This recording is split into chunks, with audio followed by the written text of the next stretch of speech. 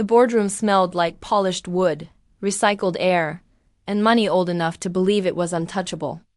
Outside the floor-to-ceiling windows, the city glittered under the evening sky, cold and distant like it belonged to someone else. Inside, the atmosphere felt even colder.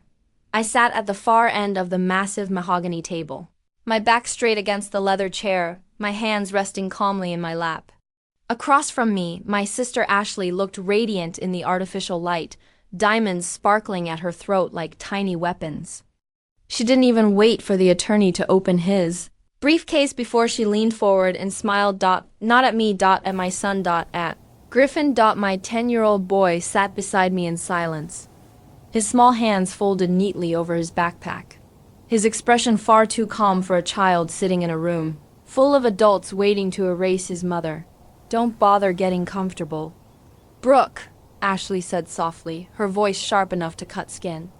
Dad finally understood who you really are before the end. She tilted her head slightly. Pretending sympathy. You're getting exactly what you deserve from this. Family. Double quotes. Nothing. The word hung in the air even though she never fully said it. Uncle Stephen leaned back in his chair, with the smug confidence of a man who believed the game had already been won. He adjusted his silk tie slowly, watching me with the satisfaction of someone attending an execution. To them, I was already gone. The forgotten daughter, the unstable one, the mistake the family was finally correcting, but my pulse stayed steady. Slow. Controlled. A quiet reminder that no document in that room had the power to erase me. I ignored Ashley completely. Instead, I opened my bag and removed a small professional recorder. My movements were careful and deliberate, the kind of calm that unsettles people more than anger ever could. I placed it in the center of the table. Click. The sound echoed across the silent room like a gunshot. Ashley's smile twitched for the briefest second. For years, she had built a story about me brick by brick. According to her, I was unstable, emotional, ungrateful, the daughter who ran away when family responsibilities became too hard. She expected tears. She expected a breakdown. She wanted another performance she could use against me later, but my eyes stayed dry. My hands never shook. I gave her nothing. Beside me, Griffin quietly unzipped his backpack and removed a black USB drive. He held it gently between his fingers, looking directly at Uncle Stephen, with a calmness that didn't belong to a child. It belonged to someone who already knew the truth. Mr. Sterling, I said, turning toward the attorney. My voice was flat and clinical, stripped of every emotion they had spent years trying to provoke out of me. I'm not here to argue with people who treat family like a business transaction. I folded my hands again, and since my sister seems so confident about the outcome today, I'm sure she won't mind making sure the entire record is complete.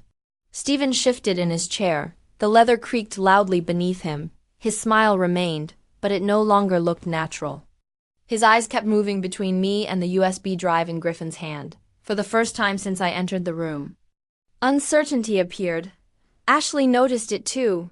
This is ridiculous, she snapped quickly, her voice rising just enough to betray panic. The will is signed. It's notarized. You're out, Brooke. Just take your kid and leave before you embarrass yourself any further. I didn't answer, didn't even look at her. Silence can be its own form of power. When you stop using it to survive and start using it strategically. I simply nodded once toward Mr. Sterling. The retaliation I came with wasn't loud. It wasn't emotional. It was colder than that. It was the quiet precision of someone who had finally stopped begging for fairness in a system designed to crush her. For years, I had been the silent investor in their version of family. Today, I came to close the account. As Ashley continued speaking about sacrifice and loyalty, my attention drifted toward the dust floating through the beams of evening light over the table. The room was beautiful in the way expensive places often are designed, to make powerful people feel immortal, but all I could think about was the sound of hospital machines. The smell of antiseptic, the sleepless nights beside my father's bed while the rest of them posted vacation photos online and attended charity galas pretending to be devoted. Children. Ashley saw this room as a throne room. I saw it as the graveyard of my 30s for 3 years. While she built her image as a luxury realtor and Steven networked at country clubs pretending to be a financial genius, I was the one quietly holding the entire family together when the estate nearly went into foreclosure because Steven failed to file critical tax documents. I wired $72,000 from my personal savings. Without hesitation. No announcement. No applause. No. Thank you. When Dad's nursing care exceeded insurance coverage by $8,000 a month. I didn't organize meetings or demand help. I worked longer hours, took extra cases at the clinic. Skipped sleep. And paid the bills. $210,000. That was the price of my disappearance. I had financed their comfort while they rewrote history to make me the villain. In social work, we have a term for families like this. The scapegoat dynamic. The person doing the most often becomes the one accused of doing the least, because acknowledging your contribution would force everyone else to face their own failures. They didn't hate me because I was weak. They hated me because my strength exposed them. They needed me to be selfish, needed me to be unstable, needed me to be absent because otherwise they would have to explain where all the money really came from.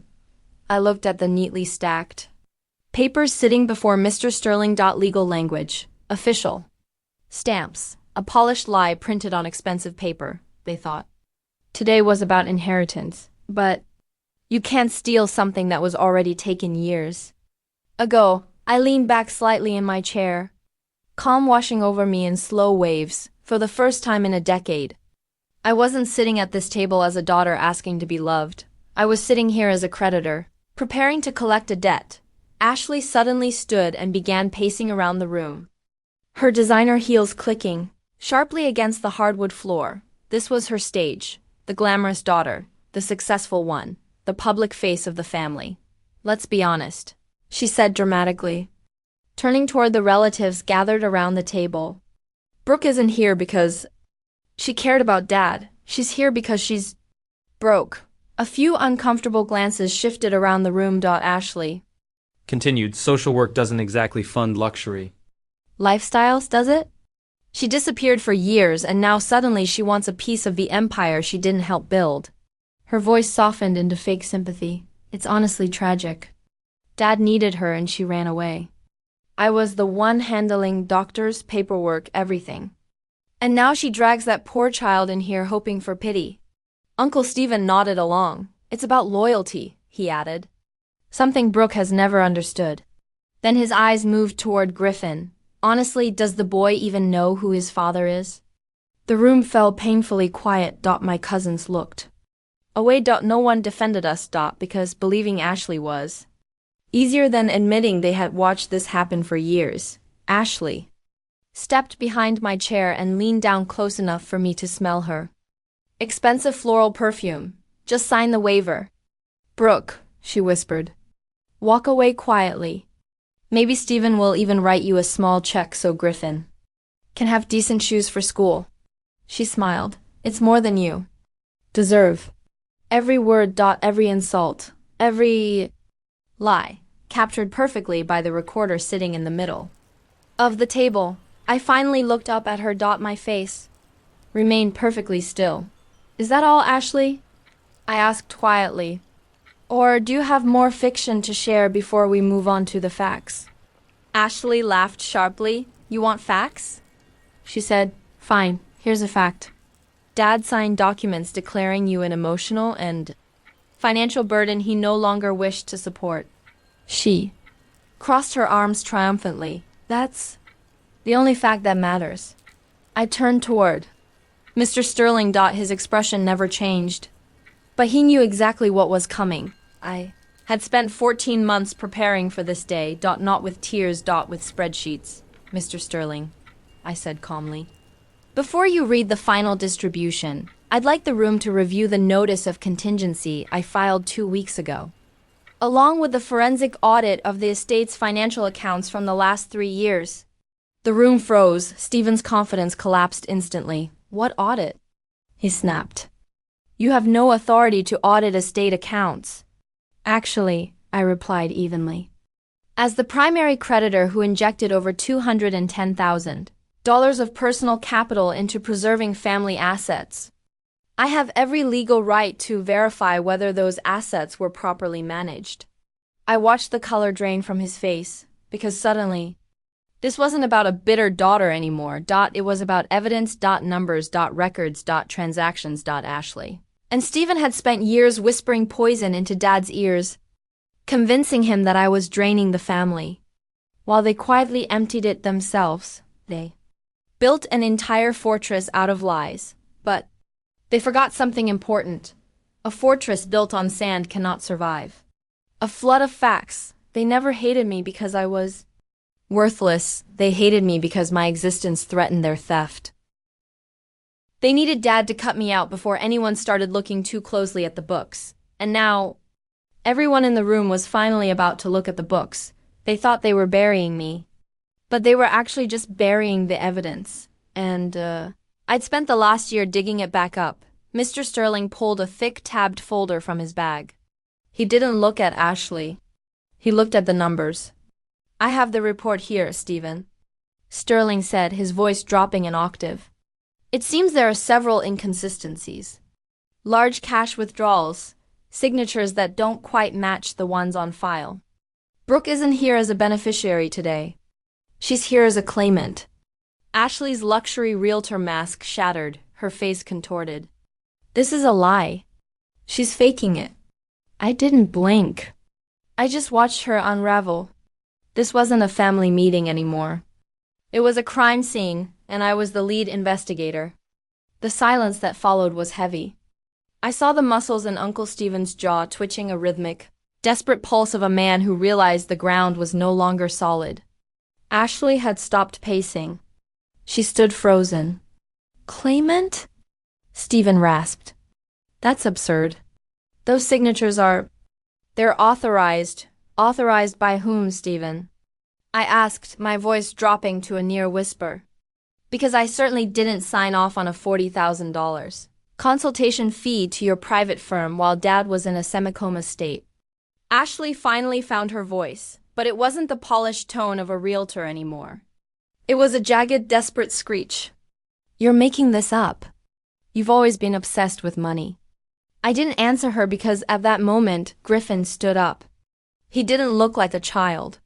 He looked like the keeper of a secret. He reached out and placed his small hand on top of the black USB drive. You forgot the video he recorded, Griffin said. 7 words. That was all it took. The room didn't just go quiet. It became a vacuum. Ashley's mouth stayed open, but no sound came out. Stephen's face went from a sickly pale to a deep, bruised purple. Griffin, I whispered, my heart hammering against my ribs for the first time that day. What video? Grandpa told me to wait, Griffin said, his eyes fixed on the screen.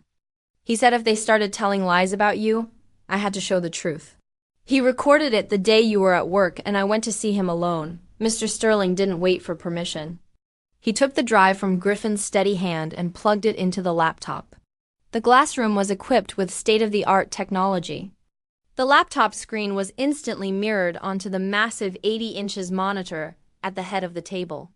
The screen flickered. A logo dissolved into a black frame. And then there he was, my father. He looked thinner, his skin like translucent parchment, but his eyes were focused. He was sitting at his old oak desk, the one that stood in the house I'd been told I was no longer welcome in. In the bottom corner of the screen, a digital timestamp glowed.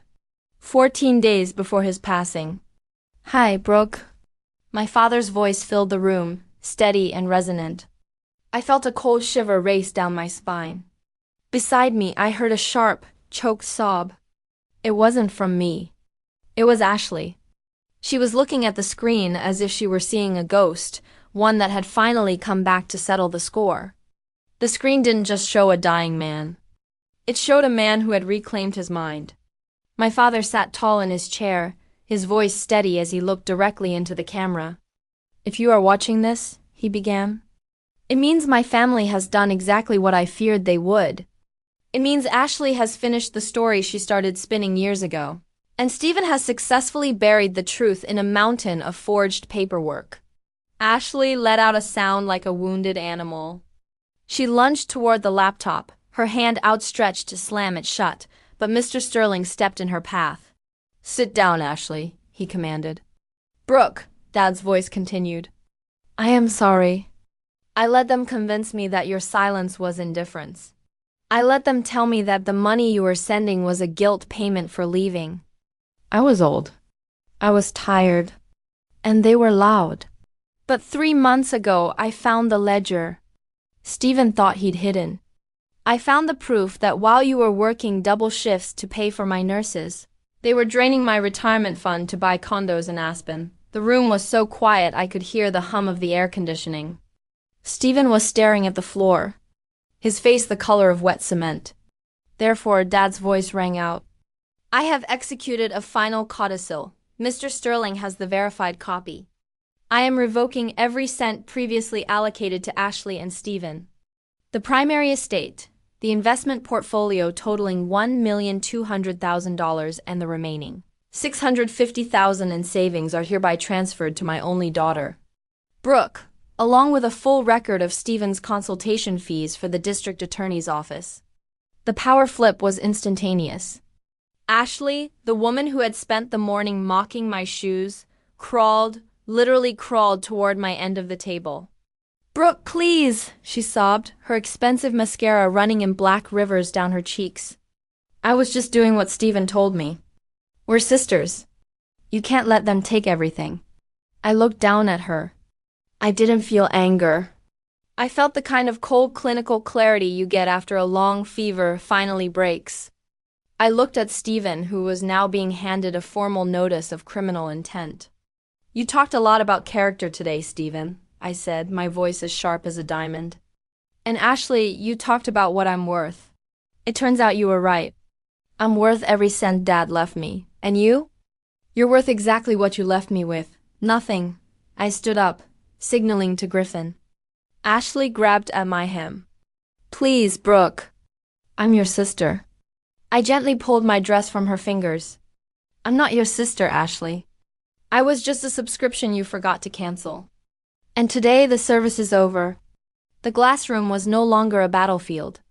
As Mr. Sterling gathered the forged documents and the police escort arrived to lead Uncle Stephen toward a very different kind of boardroom, the air finally began to clear. I didn't wait for the apologies. I simply took Griffin's hand and walked toward the heavy glass doors. We didn't go to the primary estate. I sat on a bench at the park, the deed to a $1,200,000 empire tucked in my bag like a common grocery receipt. The family group chat was exploding. Notifications from cousins I hadn't heard from in years were flooding in. I didn't reply to a single one. I simply hit the leave group button. Then, one by one, I blocked the numbers of the people who only valued me when my name was attached to a comma and 6 zeros. This is the hardest part of the journey. The moment you realize that blood doesn't make you family, loyalty and truth do. To anyone listening right now who feels like they're living on the edge, invisible in their own skin, or being gaslit by the people who are supposed to protect them, this is for you. Your worth is not a negotiation. You are not a subscription to be used and canceled when you're no longer convenient. Sometimes the most powerful thing you can do is stop trying to convince people to love you who are only interested in using you.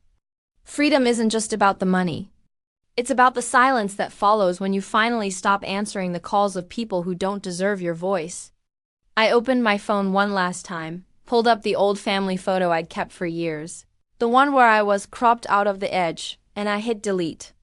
That night, for the first time in a decade, the silence wasn't lonely. It was peaceful. Griffin was asleep in the next room, safe in the knowledge that his mother was finally seen. I closed my eyes and for the first time, I didn't feel like a ghost. I felt like a woman who had finally come home to herself. If you felt something while listening to Brooke's journey, please like and share this video. The truth takes time and sometimes it takes a digital witness, but it always comes to light. Subscribe for more stories of justice and resilience. Stay strong.